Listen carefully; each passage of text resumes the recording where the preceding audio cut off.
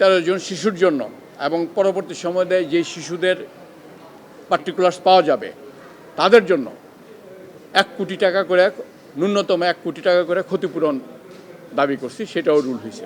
শুনানি না হওয়া পর্যন্ত আমরা 50 লক্ষ টাকা করে ক্ষতিপূরণ চেয়েছিলাম জনপ্রতি। 1 জুলাই থেকে 5 আগস্ট পর্যন্ত কোটা বিরোধী আন্দোলনকে প্রতিহত করার জন্য যত খুন হয়েছে, যত মানুষ নিহত হয়েছে, সকলের বিষয়ে একটি আন্তর্জাতিক তদন্ত কমিশন গঠন করার জন্য যে আবেদন করেছিলাম সেটার উপরে কোর্ট রুল দিয়েছেন।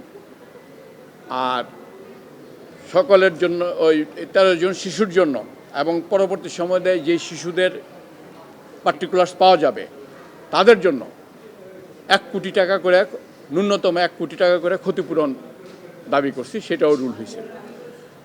এখন বাকি বিষয়টা হলো যে এডিনট্রিম যেটা অর্ডার, শুনানি না হওয়া পর্যন্ত, তো শুনানি না হওয়া পর্যন্ত আমরা 50 লক্ষ টাকা করে ক্ষতিপূরণ চেয়েছিলাম জনপ্রতি। অ্যাটর্নি জেনারেল সাহেব বলছেন যে এটা রাষ্ট্রের উচ্চ পর্যায়ে তিনি আলোচনা করবেন, পলিসি মেকিং বিষয়ে আছে, সেখানে আলোচনা করে আগামী 5 সেপ্টেম্বরের মধ্যে জানাবেন। এই জন্য কোর্ট আগামী 5 সেপ্টেম্বর তারিখ নির্ধারণ করেছেন, সেখানে তিনি